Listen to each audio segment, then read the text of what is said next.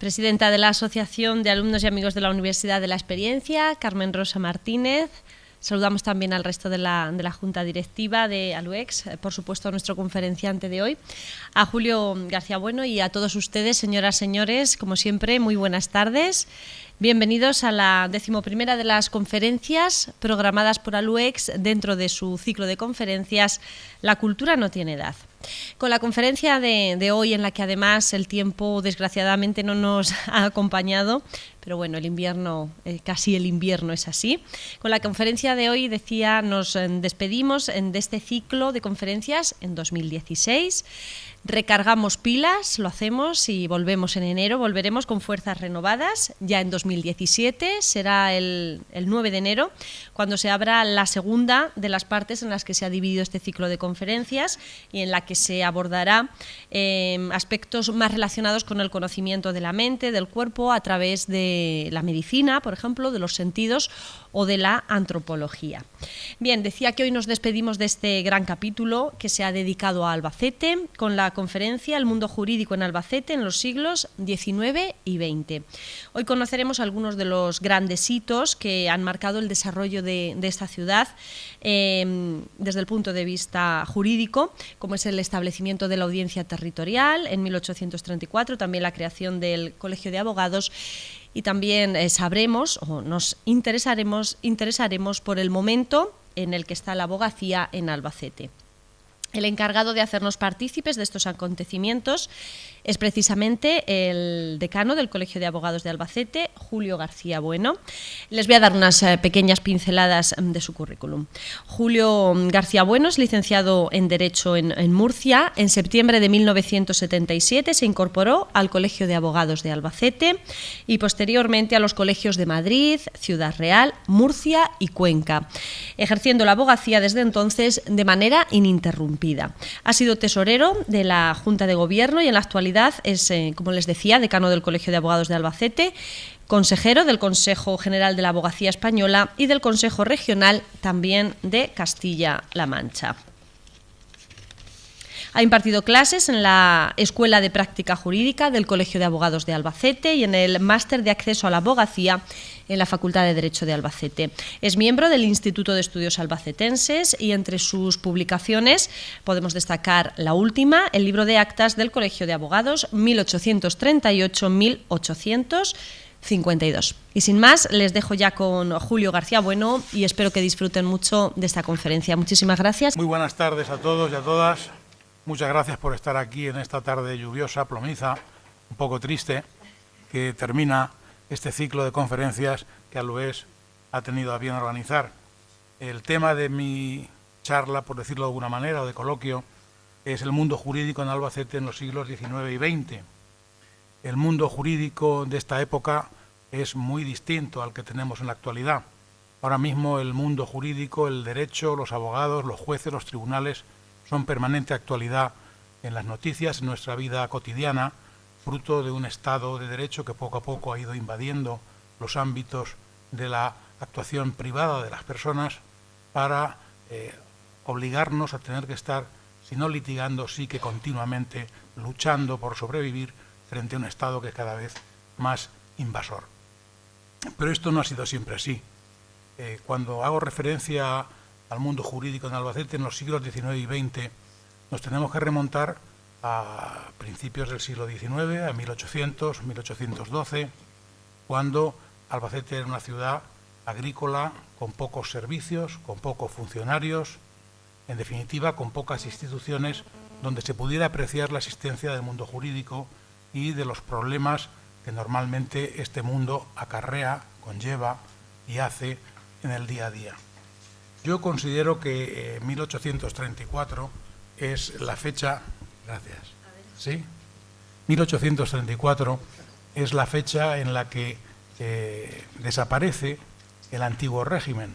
Es cierto que la Constitución de 1812 ya estableció, avanzó, determinó la existencia de la monarquía constitucional, la separación de poderes, la creación de las audiencias y una serie de hitos muy importantes que siguen vigentes, algunos de ellos, hasta el día de hoy. Sin embargo, hasta 1834 desde 1812, se producen una serie de vicisitudes históricas, políticas, que van a impedir que la Constitución de 1812 se pudiera desarrollar.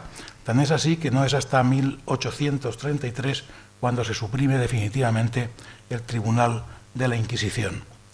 Antes de la Constitución de 1812, el sistema judicial que se tenía pues era un Consejo Real, que sería el equivalente al Tribunal Supremo, unas chancillerías en algunos términos o en algunas ciudades importantes, y en los pueblos, en las villas, en las ciudades, estaríamos en presencia de los corregidores, que serían el equivalente a los jueces de hoy, o los alcaldes mayores.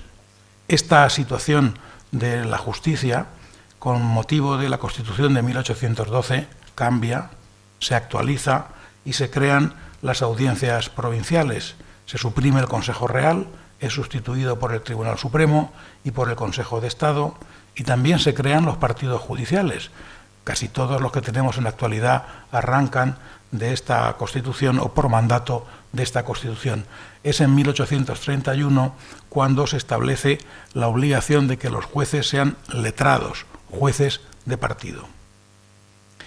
Para hacernos una idea de cómo era Albacete entonces o cómo estaba en este mundo jurídico, no había jueces, no había prácticamente abogados, había un corregidor, el alcalde mayor, y en Albacete había en 1830, lo sabemos por las actas de una comunicación del alcalde de la ciudad al regente, que había dos abogados, Gaspar de Soto y Juan Nicolás del Peral.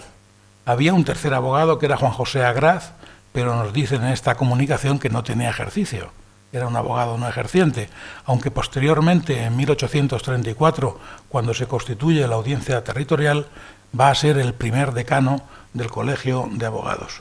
Fue además literato, y la plaza de la Constitución actual, anteriormente en el siglo XIX, llevó su nombre, Plaza de Juan José Agraz.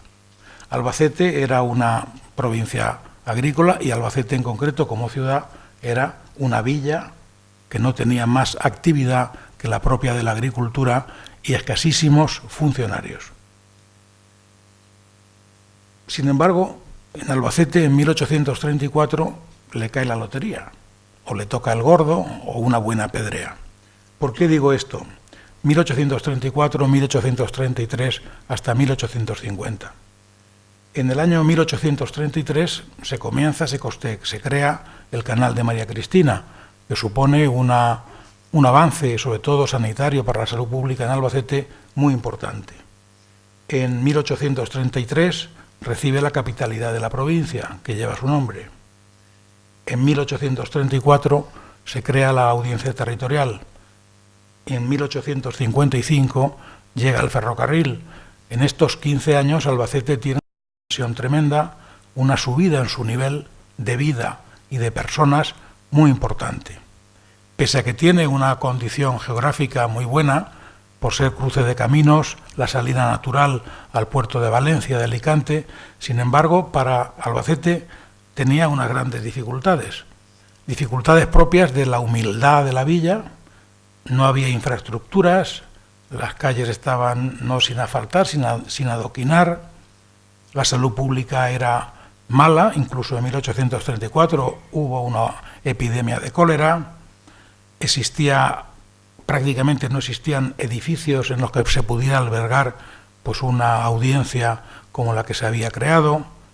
Los magistrados o los regentes que entonces vinieron mostraron su desagrado por la ciudad y las condiciones que reunía. Coincidieron también las guerras carlistas en el año entre el 33 y 1839. Hubo una disputa permanente con Murcia. En definitiva, aunque nos tocó la pedrea, cobrarla fue difícil. Fue difícil porque tuvimos que luchar contra muchísimas adversidades que poco a poco se fueron despejando gracias a la voluntad de los albaceteños, de la gente que acogió a todo el personal que venía como consecuencia de todas estas vicisitudes. La Audiencia de Albacete se crea por decreto de 26 de enero de 1834, fruto de la desmembración de dos cancillerías, en concreto de la Cancillería de Granada. En esta fecha, la reina regente, la Chancillería de Valladolid, la subdivide creando la Audiencia Territorial de Burgos, más la de Valladolid, y la Chancillería de Granada, a la que Albacete pertenecía, se divide, desaparece como Chancillería, se convierte en Audiencia Territorial y Albacete es la nueva Audiencia Territorial segregada de la antigua Chancillería de Granada e integrada dentro de su ámbito territorial por las provincias de Ciudad Real, Cuenca, Albacete y Murcia. Desaparecen con la creación de la Audiencia Territorial los corregidores, los alcaldes mayores y pasamos a tener jueces, una evolución importante porque además eran jueces letrados. Se crea también la división en partidos judiciales de la provincia. Los partidos judiciales actuales prácticamente son los mismos que tenía Albacete en 1834. Curiosamente, y cito aquí como es natural la información de Vicente Carrión, Albacete tenía 18.000 habitantes en 1834 dentro de lo que era su partido judicial. El partido judicial con más población, curiosamente, era el de Chinchilla, que tenía 29.645, seguido por Casas Ibáñez, que tenía 29.232. Se crearon 8 partidos judiciales, de los que prácticamente permanecen todos, salvo Yeste, que ya se extinguió en los años 60 del siglo XX, y Chinchilla, que también en los años 60 del siglo XX pasó a depender de Albacete. Por el contrario, se creó un nuevo partido judicial, que fue Villarrobledo, en este siglo XX, y quedaron los 7 partidos judiciales actualmente constituidos. Por Real Decreto de 2 de febrero de 1834 se nombra regente de la Audiencia Territorial de Albacete, presidente hoy sería de la Audiencia Territorial de Albacete, a don Pedro Simó y López de Haro. Este era un magistrado, era un oidor, como se llamaban entonces en la Chancillería de Granada, oidor decano de Sevilla. Era, por lo tanto, un magistrado de lo civil. Y se nombra regente con una dotación de personal. Había 5 oidores más, magistrados togados, letrados, que juzgaban lo civil. Había 4 alcaldes del crimen, que eran jueces togados de lo penal. Había 2 fiscales también, y personal subalterno, funcionarios, escribanos, relatores. Había una serie de personajes que hoy día no existen. Los escribanos son los actuales secretarios judiciales, ahora llamados letrados de la Administración de Justicia. Los relatores era una función intermedia entre un escribano, entre un secretario y un juez. Tenían que ser letrados, licenciados en Derecho, no podían ejercer la profesión y se llamaban relatores porque hacían una especie de resúmenes de los procedimientos judiciales que preparaban para que los magistrados pudieran hacer y dictar sentencia. Lo que se llamaba entonces el apuntamiento. Todo esto ha desapareció. Yo llegué a ver algún procedimiento con apuntamientos, pero desapareció y en la actualidad no existe nada de esto. Quedan los letrados de la Administración de Justicia. La consecuencia de este personal que de repente llega a Albacete fue que la población creció, y creció en un nivel numérico relativamente importante, pero cualitativamente muy importante, porque las personas que venían eran personas con una formación elevada, licenciados, abogados, procuradores, funcionarios. En definitiva, hubo una renovación muy importante en Albacete que elevó su nivel cultural, elevó su nivel de ingresos y vitalizó la existencia de la población, que pasó poco a poco de ser una población estrictamente agrícola a ser una población de servicios, donde ya había un valor añadido, donde las personas que venían a Albacete y que trabajaban en Albacete tenían unos recursos propios y unas cualidades personales consecuencia del título que ostentaban.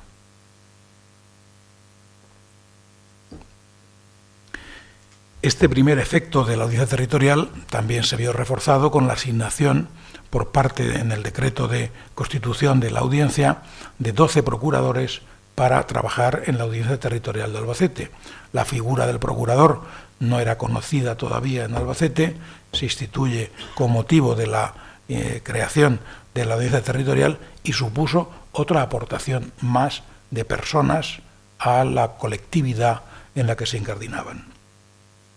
Y el tercer efecto que tuvo también la instalación de la Audiencia Territorial en Albacete fue la creación del Colegio de Abogados. Como os he dicho antes, en Albacete en 1830 había 2 abogados en ejercicio y 1 sin ejercicio.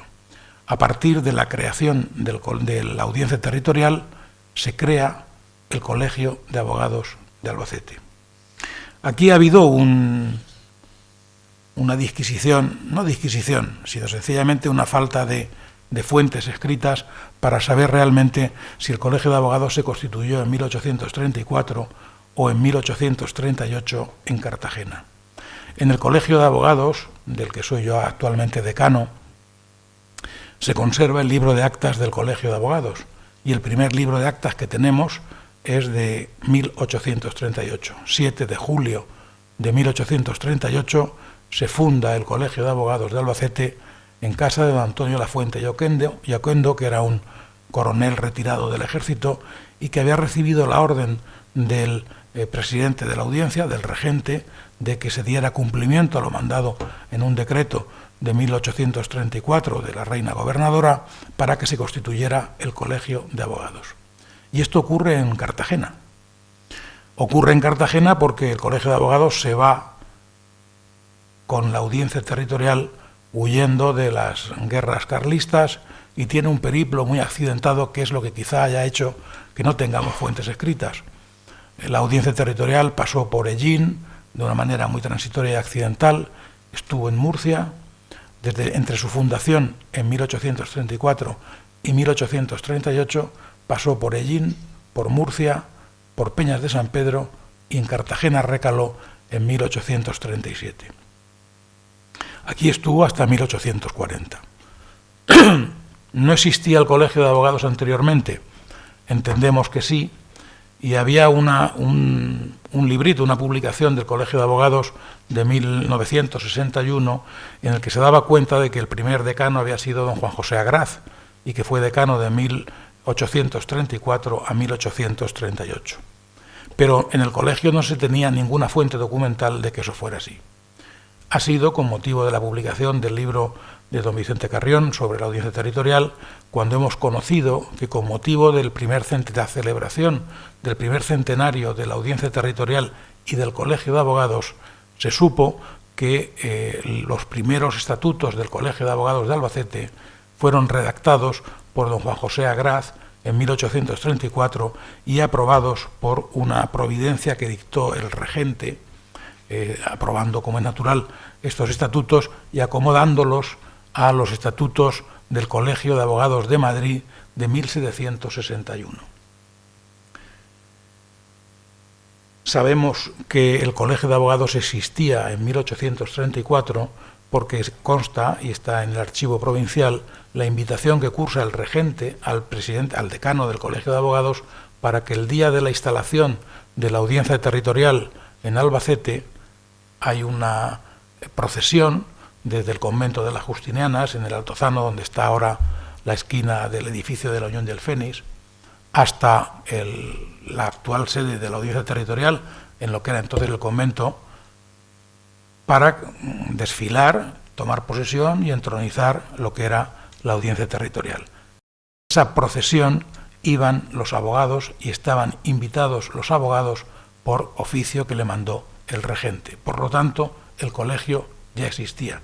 Y además le decía el regente que tenían que desfilar en un orden determinado, por jerarquía.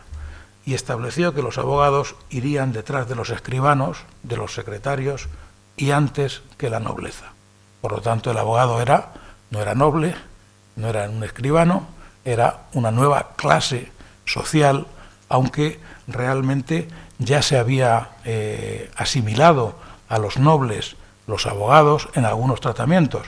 En concreto, el rey Carlos III, en 1765, equiparó los abogados a los nobles a los efectos de las exenciones y privación de torturas y pechos que regían para el Estado llano. Dejamos de ser Estado llano para pasar a un Estado intermedio. Sabemos que estos estatutos existieron y que fueron aprobados porque con motivo de esta primera celebración del primer centenario se hizo un trabajo por un abogado donde reflejaba todo esto que les estoy contando y además incluso transcribía algunos preceptos o artículos de los propios estatutos, del reglamento que el regente ordenó que se hicieran. No conservamos los estatutos en su integridad, conservamos esta referencia hecha en 1935, mucho más cercana que nosotros, que estamos ya cerca de los 200 años.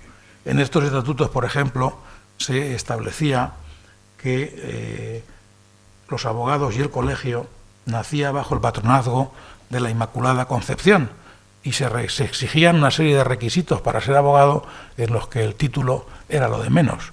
Se decía que tenían que ser de buena vida y costumbres, hijo legítimo natural de padres conocidos y no bastardo ni espúreo, que así el pretendiente como sus padres y abuelos paternos y maternos sean y hayan sido cristianos viejos, limpios de toda mala infección o raza y sin nota alguna de moro, judío ni de infamia por algún tribunal civil o eclesiástico.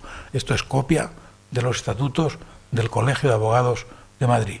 Y además decía que ni los pretendientes ni sus padres, por lo menos, hayan sido ni tengan oficios ni ministerio vil, ni mecánico, público y sobre todo que sean adictos al legítimo gobierno de la reina Nuestra Señora Doña Isabel II.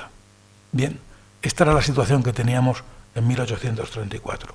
El Colegio de Abogados creado y los estatutos o su reglamento era un reglamento corporativo más propio de una hermandad o cofradía religiosa y de una naturaleza no jurídica desde el punto de vista de lo que es la ciencia jurídica. Era más bien de apoyo mutuo, de socorro, de corporación religiosa, en definitiva algo alejado de lo que con el tiempo, y no tardaría mucho, sería de verdad un colegio de abogados. Es en 1834 cuando, en virtud del decreto que dicta la reina gobernadora, se establece la obligación de que los colegios de abogados tengan unos estatutos, y estos estatutos se publican en el boletín, en la Gaceta de Madrid. De manera que pasa de ser una corporación religiosa, con advocaciones religiosas y de meramente una hermandad benéfica, a ser un instituto científico donde ya por parte de la reina se establece la necesidad de que la ciencia jurídica se imponga. Estamos con la codificación, estamos en un periodo en el que el derecho deja de ser algo extraño y solo para las clases más pudientes, sino que el derecho impregna ya toda la sociedad civil y necesita que exista unas normas unificadoras en todo el territorio nacional y unas personas que puedan hacer posible el ejercicio del derecho de defensa, los abogados. Y aquí los abogados hemos tenido en el siglo XIX, hasta la primera mitad, pues múltiples regulaciones, desde no ser preceptiva la intervención, la colegiación en ningún colegio, solamente tenía que ir el abogado con su título y presentarse al corregidor o al juez o al alcalde mayor, a ser obligatorio la colegiación, a tener que tener un mínimo de edad. Unas veces con 17 años se podía ser ya abogado, siguiendo la normativa de las partidas de Alfonso X el Sabio, otras veces se subió a los 25 años. En definitiva, hubo una regulación muy contradictoria en función de la situación política y de la inspiración política que en cada momento se tuviera. Pero en cualquier caso, a partir de 1838 y en concreto con la aprobación de los estatutos de los colegios de abogados, se deroga el régimen antiguo, el régimen anterior, y se establecen los colegios de abogados como corporaciones de derecho público, como corporaciones científicas y que van a tener una importante labor que hacer con los colegiados y dentro de la sociedad a la que sirven. La creación del Colegio de Abogados junto con la Audiencia Territorial trajo magistrados, secretarios, fiscales, funcionarios, en definitiva, personas de especial relevancia, pero necesitaban que hubiera un cuerpo de abogados para posibilitar el ejercicio de la judicatura, el ejercicio de la jurisdicción y que todo el mundo estuviera defendido. Como consecuencia de esto, nació en Albacete una gran cantidad de abogados que vinieron propios de Albacete o de fuera. Sabemos que en 1855 en Albacete había 137 abogados inscritos en el Colegio de Abogados. De 1830, que había 2, a 1855 sabemos que hay pues muchos más abogados, más de 100. ¿Cómo se reflejó en la sociedad de Albacete, en esta ciudad, en esta villa entonces, la existencia de los abogados? Pues hay datos relevantes. Por un lado, se creó la Academia de Práctica Forense, también por iniciativa de la reina gobernadora en el decreto de constitución de los colegios profesionales. Se establecía la necesidad de que hubiera una práctica jurídica, que el abogado no tuviera su título y saliera sin más, sino que había que practicar. Esta escuela de práctica jurídica, esta academia de práctica forense, como se llamaba, estaba presidida por un juez y dirigida por un abogado. Albacete lo tuvo, lo ha tenido y ha continuado realmente siempre, con algún periodo de cese. También se creó una academia albacetense de Derecho, y además se creó con 2 abogados de Murcia que se vinieron a Albacete para establecer esta academia. Aquí se preparaban alumnos que estudiaban Derecho, los preparaban estos abogados, iban a examinarse a Valencia. Y por las noticias que tenemos, los resultados eran muy buenos, porque de 9 que llevaron a Valencia la primera vez, 6 aprobaron. Los otros 3 quedaron para septiembre, pero también aprobaron. Todo esto aparecía en un libro sobre estudios curiales del Colegio de Abogados de Murcia y aparecía también en la prensa local de Albacete y de Murcia. También se creó en Albacete una escuela de escribanos, de secretarios judiciales. Bueno, pues es otro argumento más, otro factor más que va dando nivel a Albacete y que va haciendo que Albacete deje de ser una mera villa agrícola para ser una ciudad de servicios. También los abogados crearon y aplicaron en estos años el primer sistema de previsión que tuvimos, de previsión social, nuestra seguridad social, y se llamaba la Sociedad de Socorros Mutuos para Jurisconsultos. Tenían una finalidad, como es natural, de hacer frente a las desgracias o a las condiciones malas de la vejez, o a la ausencia de ingresos, o a la enfermedad, o a la muerte, y funcionó también en Albacete y atrajo abogados de Ciudad Real, de Cuenca y de Murcia, porque las reuniones de esta sociedad se hacían en Albacete a llamada del decano del Colegio de Abogados. También, al hilo de la creación del Colegio de Abogados de Albacete y de la Audiencia Territorial, se creó ya a finales del siglo XIX, en 1889, el Colegio de Procuradores. No había colegio como tal, había algunos procuradores. Inicialmente la Audiencia Territorial tenía adscritos 12 procuradores, fueron insuficientes y llegó un momento en el que el Colegio de Procuradores de Albacete nace en 1889 e incluso se publica en este año por Juan García Mas, que es un nombre conocido de nuestro callejero de Albacete, un abogado estupendo de Albacete. Publicó un libro que se llamaba El Manual del Procurador para que los aspirantes a procuradores pudieran preparar el examen al que se sometían antes de iniciar la procura. Ya iniciado el siglo XX, en el año 23, da comienzo las obras del Colegio Notarial. La sede del Colegio Notarial de Albacete comprendía el mismo ámbito territorial que la Audiencia Territorial. Se terminaron en 1927, fue solemnemente inaugurado y su primer decano del Colegio Notarial fue don Juan Martínez Ortiz, que también había ejercido de abogado en Albacete y estuvo además como pasante o haciendo prácticas con don Antonio Gotor. En definitiva, que el mundo jurídico de Albacete, de unos principios de 1800, como una sociedad ya agrícola y sin servicios, a lo largo de esta primera centuria se convierte y se transforma en una ciudad de servicios. De servicios con un elevado nivel cultural, con un elevado nivel de personas ya universitarias, de personas que tienen a su cargo responsabilidades importantes y con una regeneración de las personas que vienen a Albacete. Deja de ser una ciudad muy endogámica para convertirse en una ciudad que es fuente y foco de atracción de personas de otros lugares de España que vienen aquí o a ejercer la abogacía, a ejercer la judicatura, la fiscalía, la procura, o son funcionarios que sacan su plaza y se vienen aquí. Realmente la transformación de Albacete fue excepcional en este siglo XIX y continuó a lo largo del siglo XX. Por ello, en 1935, no en el 34, por los sucesos que ocurrieron en octubre del 34, se celebró el primer centenario de la creación del Colegio de Abogados y de la Audiencia Territorial. La importancia del Colegio de Abogados y de la abogacía y del mundo jurídico en Albacete está presente en nuestras calles, está presente en el día de hoy en todos los sitios y muchas veces no nos damos cuenta.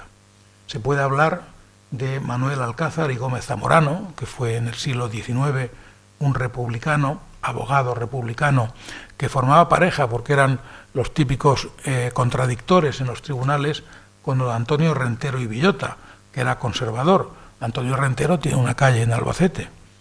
Fue decano del Colegio de Abogados de 1883 a 1885.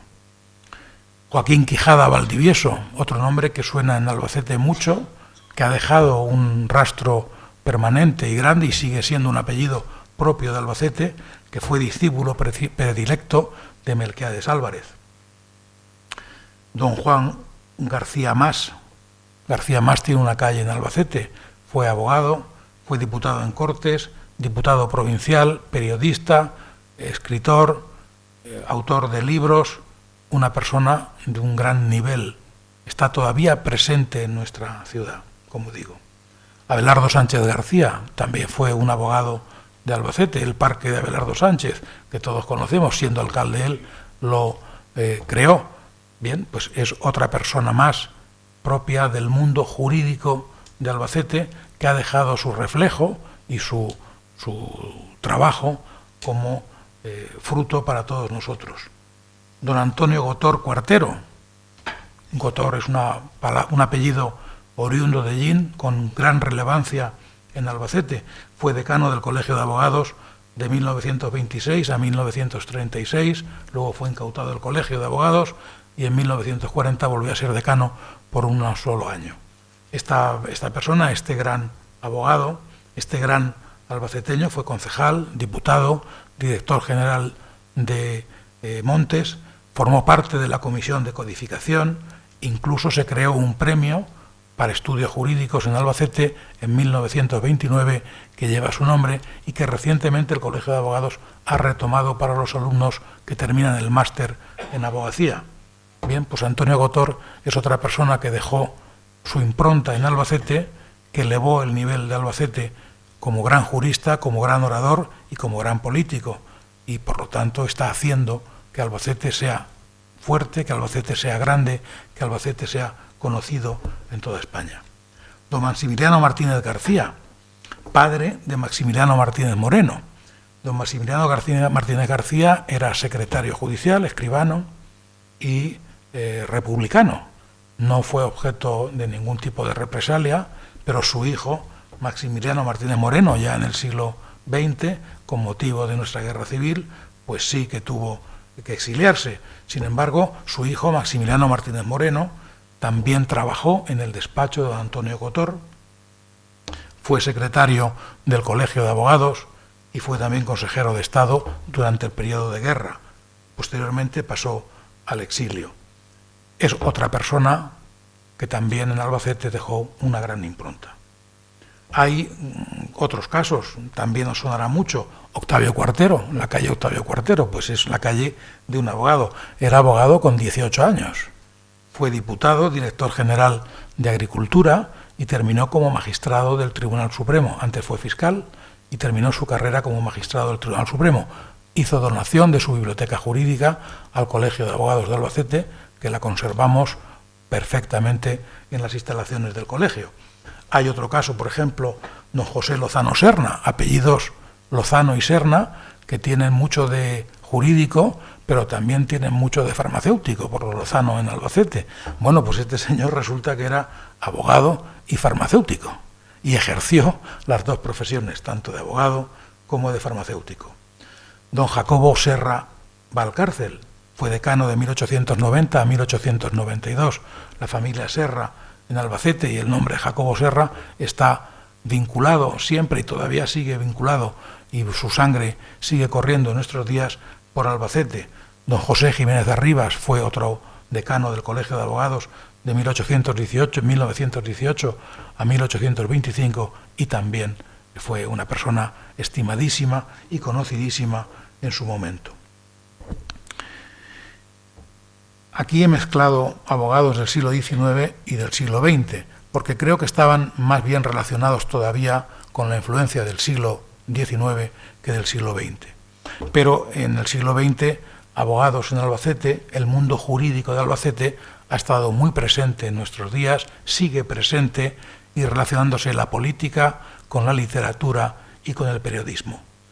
Matías Gotori Perier es conocido de todos, abogado, literato, poeta. José María Blanc Garrido, otro abogado, otro poeta. Gonzalo Botija Cabo, abogado, político. También fue escritor, también escribió alguna poesía. También participó en la incautación del colegio, luego estuvo en la División Azul. Personas excelentes. Don Javier Sánchez Carrilero, decano también del Colegio de Abogados. Mi padre, no lo puedo dejar de citar, Juan José García Carbonell, pues ha sido abogado, un magnífico abogado, para mí el mejor abogado. Sin embargo, es conocido como el poeta de la navaja de Albacete. Quizá haya tenido más relevancia su figura literaria que jurídica o como abogado, siendo un magnífico abogado, como es reconocido por todos. Ramón Bello Bañón, que hace tan poco tiempo nos dejó, otro abogado, político, literato, en definitiva, gente de una gran valía. Don José Salustiano Serna, otro abogado, otro escritor que han hecho grande Albacete. Francisco Ballesteros, un rapsoda, el mejor rapsoda para mí que ha tenido Albacete, otro abogado. José Antonio García Candel. En definitiva, una pléyade de personas, de personajes que han hecho que Albacete, como ciudad, su mundo jurídico haya subido, sea muy estimado y conocido en toda España. Y voy a terminar. El mundo jurídico no terminó con la Audiencia Territorial. En 1989 se creó el Tribunal Superior de Justicia, como consecuencia del desarrollo del Estado de las Autonomías. En cada comunidad autónoma se tiene un Tribunal Superior de Justicia. En Albacete, y fue de justicia, se constituyó el Tribunal Superior, en virtud de estar así establecido en la ley autonómica que crea la comunidad autónoma. Es el fiel seguidor de la Audiencia Territorial de Albacete y ha permitido que Albacete continúe siendo la capital jurídica de la región, tomando el relevo de la Audiencia Territorial. Sus presidentes hasta ahora han sido don José Rodríguez Jiménez, que fue el primer presidente y terminó en el Tribunal Supremo, don Emilio Frías Ponce, que fue presidente del Tribunal Superior de Justicia y actualmente magistrado del Tribunal Supremo en la Sala de lo Contencioso Administrativo, y don Vicente Rouco Rodríguez, actual presidente del Tribunal Superior de Justicia. Tribunal que, como heredero de la Audiencia Territorial, sigue dando esplendor a Albacete, sigue haciendo que Albacete sea una plaza deseada y sigue haciendo que sea una plaza en la que haya mucho intercambio de personas, que vengan muchos magistrados, salgan, vengan, se renueven, magistrados, fiscales, funcionarios, en definitiva, un personal altamente cualificado que tiene una gran relevancia a la hora de fijar el nivel y la calidad de la vida en Albacete. Y en 1982 hubo otro acontecimiento importantísimo para el mundo jurídico, y fue la creación de la Universidad de Castilla-La Mancha, y en concreto en Albacete, en la Facultad de Derecho.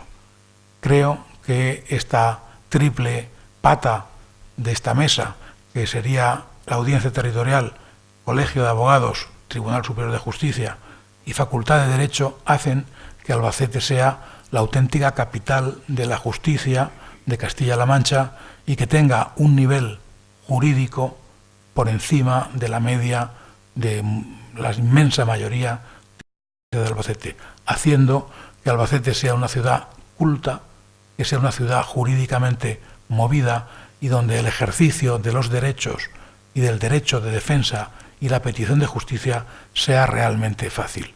En la actualidad hay múltiples juzgados, tribunales, y hay a disposición de los de Albacete 1000 abogados ejercientes y otros 1000 abogados no ejercientes. De los 2 abogados que en 1830 ejercían en Albacete y uno más que no ejercía, hemos pasado en el año 2016 a 1000 abogados ejercientes y otros 1000 abogados no ejercientes. Nada más y muchas gracias.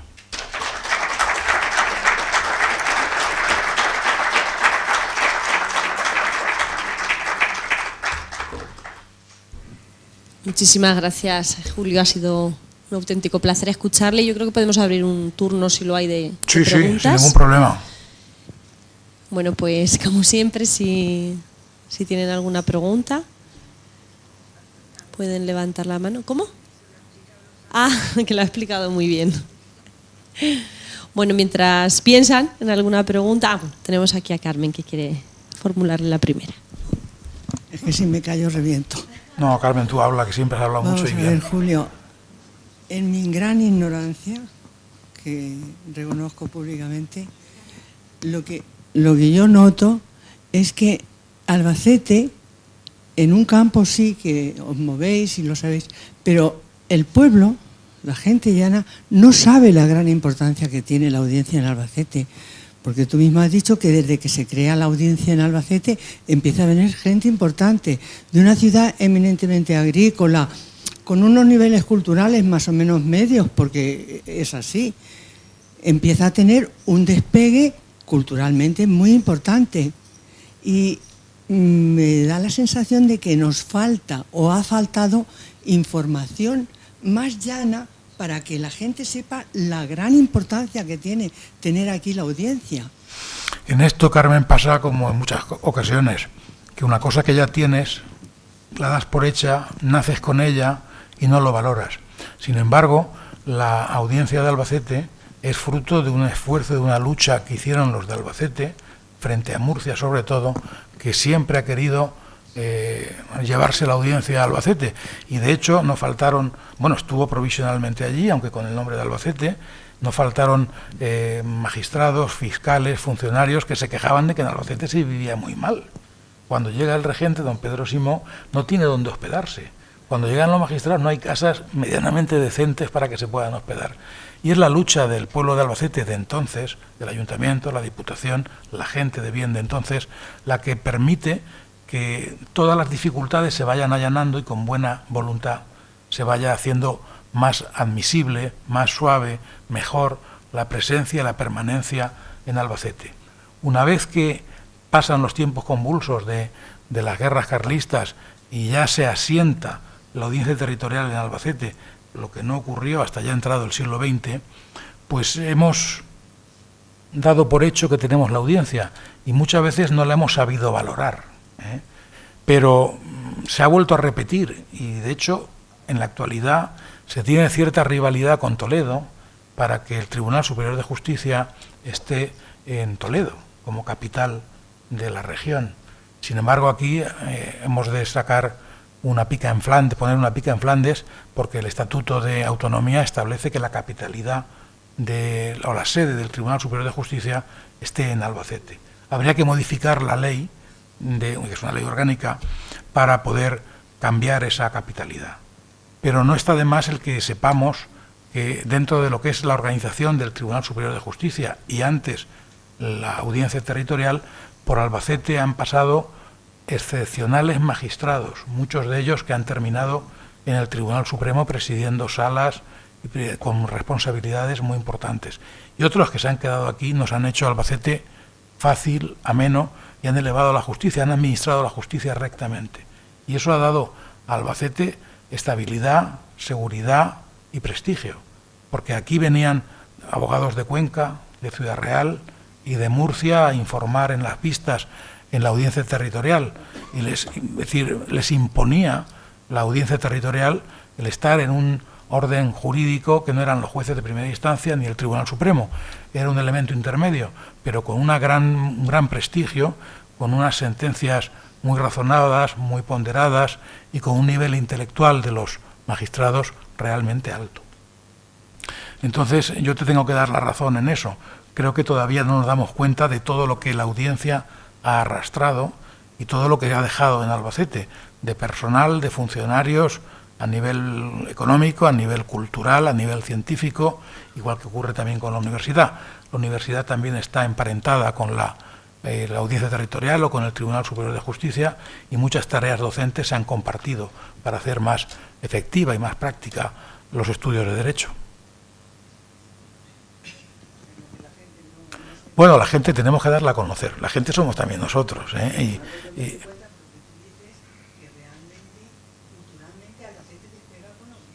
Sí, Albacete despega con la audiencia. Eso es. Eso. Sí, sí. No.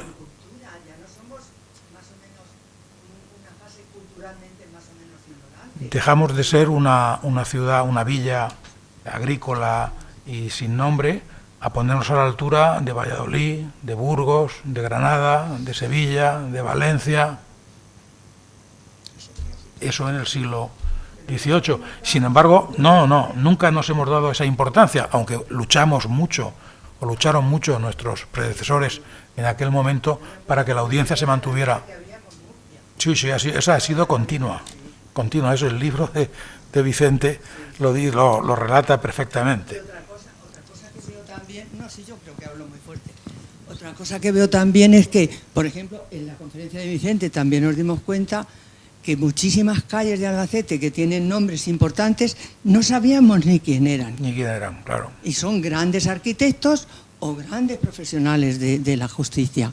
Y entonces Francisco Jareño. Pues. Me parece muy bien que ciclos de conferencias se montaran exclusivamente para decir ¿cuántas calles hay tan hermosas en Albacete con personas que han dado tanto por ello? En todos los aspectos. Albacete realmente a nivel jurídico es una ciudad de mucha tradición y de mucha altura. No lo digo por echarme flores, que no me echo, sino que la realidad se impone. Y es fruto de tener la audiencia territorial. Obligaba a que se vinieran a establecer a Albacete muchos abogados, porque no estaban viajar entonces de Murcia o de Ciudad Real a Albacete en 1838, pues era una aventura. Entonces lo normal era que o vinieran a Albacete y se quedaran aquí, o que tuvieran corresponsales en Albacete, abogados corresponsales. Entonces mi padre, por ejemplo, todavía cuando él trabajaba en el año 77, yo lo recuerdo también, los abogados de Cartagena o de Murcia normalmente mandaban los recursos de apelación que se veían en la audiencia territorial a los abogados de Albacete, y nosotros defendíamos los asuntos. No venían los abogados de Murcia, y estamos hablando del año 70 o del año 1970, mucho menos anteriormente. Eso obligó e hizo que muchísimos abogados de fuera de Albacete vinieran, se establecieran aquí, enraizaran aquí, y tengamos hoy mucha gente que conocemos con una... Bueno, habrá que ir vendiéndolo poco a poco. ¿Alguna pregunta más? ¿Nada más? ¿Sí?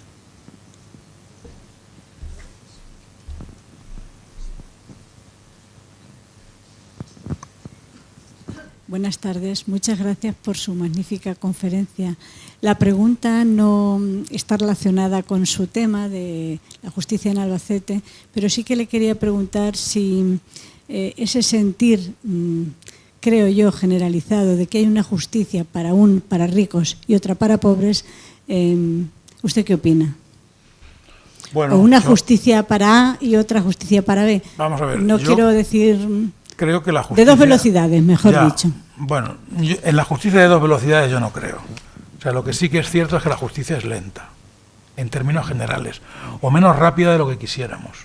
Hay asuntos en los que a lo mejor la precipitación en tomar una decisión es perjudicial para obtener un resultado que sea justo. El sistema nuestro es muy garantista, entonces tenemos muchas posibilidades de defensa, de recursos, de dar plazos. El anglosajón, por lo que vemos en las películas, es te pillan, te cogen, te juzgan en 2 días y ahí te has quedado. Y luego si quieres recurrir, recurre. Aquí lo hacemos de otra manera. ¿Existe una justicia de doble calidad? Yo creo que no, por lo menos a nivel de jueces. ¿Existe justicia a nivel de distinta calidad a nivel de abogados? Puede existirlo. Un abogado puede ser más listo que otro, más trabajador que otro, tener más medios que otro, pero creo que tampoco se da eso, porque el abogado, una vez que tiene un procedimiento, de ese procedimiento sabe más que nadie, y hace que las dos partes ante el tribunal sean iguales. Cada uno, sea una persona con medios económicos poderosos o no tenga medios económicos, va a ir defendida con un abogado en situación de igualdad. Fíjate, en las leyes de partidas expresaban, referido a los abogados, que su oficio entonces no era preceptivo. Dicen, su oficio es muy provechoso para ser mejor librados los pleitos, o más en cierto cuando son buenos, porque ellos aperciben a los juzgadores e igualan la condición de los litigantes, haciendo que no pierdan su derecho por mengua de no saber razonar, o por miedo, o por vergüenza. Si yo digo que yo soy igual de abogado que un catedrático de Derecho Procesal, que sea también abogado, diré sí, soy abogado igual que él. ¿Sé tanto como él? Pues probablemente no, porque no me dedico a estudiar el derecho procesal. Pero en un procedimiento, en el procedimiento en el que yo defiendo a una persona, si soy un abogado decente y que trabaja los asuntos, sabré tanto como el mejor abogado. Luego tendré mejores luces a la hora de exponerlo o de escribirlo. Pero en principio las facultades, las posibilidades son iguales para todos. Eso no quita para que yo no pueda tener, en mi opinión, algunos asuntos en los que puedes pensar que ha habido por parte de la justicia un trato de favor. Pero eso, sin ser justificable jamás, es un granito de arena dentro de los millones de procedimientos que se juzgan todos los días o todos los años en España. Creo que hay una notable igualdad en la defensa de los intereses de todas las partes ante un juez, que la inmensa mayoría de los jueces son jueces honestos y que esa justicia de diferente rango o valor en función de la capacidad económica no es tanta como parece. Una prueba evidente de ello pues son, por ejemplo, el tema de las preferentes últimamente. Pues pese a ser grandes entidades financieras las que se han estado defendiendo con los mejores abogados del mundo, pues al final los jueces han dicho no, ese producto que ustedes vendieron no es correcto y por lo tanto tienen que devolver el dinero. Hay equilibrio entre la persona que defiende que le han engañado porque suscribió 2.000 euros de preferentes entre esa persona y el banco X. El más pobre es un banco que no tiene nada que ver con ninguno de nosotros. Bueno, pues ahí se ve que hay una igualdad, o que por lo menos la desigualdad se corrige. Luego siempre habrá cosas que se nos escapen, excepciones, jueces que no hagan las cosas bien o que no sean decentes, como hay abogados o en todos los gremios y en todas las profesiones puede haber algún garbanzo negro. Pero yo, por regla general, no me atrevería a decir honestamente, racionalmente, que hay una justicia para los ricos y otra para los pobres. Yo creo que no. Gracias. ¿Alguna cuestión más? Bueno, siendo muy opinable, que yo... Por lo menos. A mí me gustaría cerrar, si no hay ninguna pregunta más, preguntándole su opinión sobre la ciudad de la justicia, de la que tanto tiempo se ha venido hablando y seguramente seguiremos escuchando porque todavía falta mucho, ¿no?, para que sea una realidad. ¿Tan necesaria es esta ciudad de la justicia para Albacete y en Albacete? Yo pienso que sí. En mi gremio, en mis compañeros abogados, hay discrepancia de opiniones, Hay compañeros que por mor de la comodidad de tener el despacho muy cerca del tribunal piensan que eso es incómodo. Hay no compañeros, sino establecimientos comerciales que piensan que eso va a quitar mucho comercio a Albacete. Yo creo que no. Creo que de la gente que va a la audiencia de los juzgados a tener un pleito, a tener un juicio, pocos se van de compras. Eso es lo que creo. Bueno, ¿por qué creo que la ciudad de la justicia es importante? En primer lugar, porque los juzgados de Albacete, la situación que tienen, su mobiliario, su concepción arquitectónica, no es funcional. Están además desperdigados por la ciudad y sería bueno concentrarlos. En segundo lugar, porque creo que es una razón muy importante para seguir teniendo la sede del Tribunal Superior de Justicia. En el momento en el que esté hecha la ciudad de la justicia y todos los órganos unipersonales agrupados en ese edificio, junto con Fiscalía, Colegio de Abogados, funcionarios, etcétera, etcétera, lo que ahora mismo es sede del Tribunal Superior de Justicia en el Altozano se convertirá en sede de verdad de un Tribunal Superior de Justicia con todas las condiciones habidas y por haber, de manera que se despejará muchísimo, se podrán tener mejores condiciones y la sede se quedará como sede única y exclusiva del Tribunal Superior de Justicia. Al margen de eso, las ciudades de la justicia que yo conozco de otras localidades, no me voy a comparar con la ciudad de la justicia de Valencia, que es una maravilla, quizá un poco monstruosa, con sus defectos, pero sí con la de Cuenca, con la de Ciudad Real, con la de Toledo. Creo que son instalaciones que están ya concebidas para poder organizar y hacer los juicios de una manera más racional, que las salas de vistas reúnen mejores condiciones para poder hacer una videoconferencia, proyectar una imagen, recibir declaración a las personas, estar el público, en definitiva, que se tienen mejores condiciones que ahora mismo. Por la mañana es un ir y venir de juicios de lo social a la familia, de familia mercantil, de mercantil a menores. Creo que la concentración en un sitio es buena y luego además pienso que esa zona de Albacete también la vitalizará, sin que eso signifique, en mi modo de ver, detrimento para el centro. Creo que en la permanencia de la Audiencia Provincial en la sede actual, la permanencia del Tribunal Superior de Justicia y de la Fiscalía del Tribunal Superior de Justicia en el sitio donde está, no va a quitar que haya gente que tenga que ir allí, ni funcionarios que puedan ir a comprar. Ahora mismo los funcionarios, los clientes, los usuarios de la justicia están desperdigados por Albacete y algunos son calles poco comerciales. De manera que desde el punto de vista comercial y del centro yo creo que no va a quitar, pero es una opinión personal. En cualquier caso, creo que a nivel de instalaciones son mucho más dignas las que están proyectadas, será un entorno mucho más agradable y más del siglo XXI para el ciudadano y se podrá administrar mejor justicia. Decía por aquí, y quizá usted tenga alguna noticia más que el resto, ¿para cuándo? Pues yo espero que en 5 años, llevamos 1, quedan 4. Si Esperemos que sea así. Si los presupuestos generales del Estado lo contemplan. Creo que ya está hecho la excavación y el primer forjado se ha puesto de la planta 0. Pero es un tema de dinero. Vamos a ver, don Julio. Yo estoy totalmente de acuerdo con lo que acabas de decir. Pero se te ha olvidado un poquito una cosa. No has hablado muy poquito de la audiencia provincial. Y la audiencia provincial, a nivel de provincia, creo que merece también un comentario por tu parte. Sí, tienes razón. A nivel nacional tenemos nuestro Tribunal Superior de Justicia. Y yo ya sabes que he sido magistrado de la Audiencia Provincial y magistrado del Tribunal Superior de Justicia. Tienes mucha razón. E invito a esta señora a tomarme una cerveza con ella cuando le dé la gana y hablamos sobre la independencia de los jueces. Bien, Eugenio.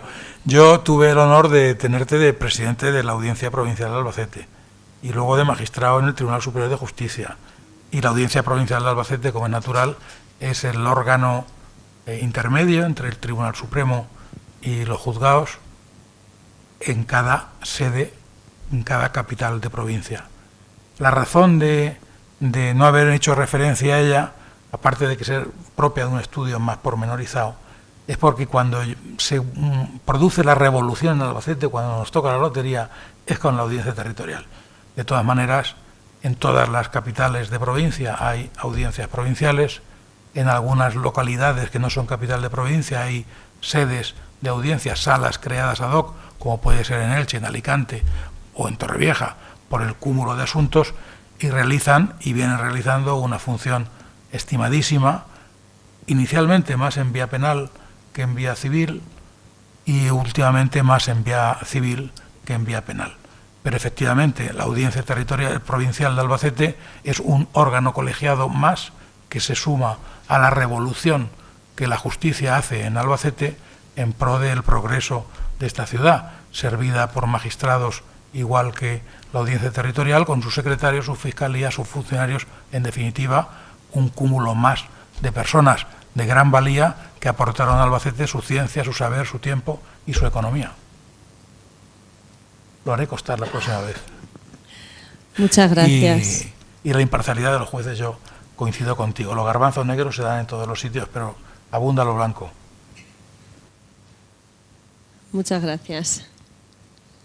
Bien, pues yo Pues creo nada, que cerramos muchas gracias a la todos por conferencia estar aquí de hoy. Y terminado. Muchas gracias. Como siempre, pedimos a nuestra presidenta que le va a hacer entrega de un pequeño obsequio. En nombre de la Asociación de Aluex les deseamos unas felices fiestas, que las pasen con mucha salud, rodeados de quienes ustedes elijan, y que disfruten mucho y estén en agradable compañía como siempre, y les esperamos el próximo 9 de enero aquí a las 6:30 de la tarde, el lunes a las 6:30 de la tarde, con Manuel Pérez Castel, que nos hablará de sentir, de cómo sentir y otras muchas cosas. Gracias.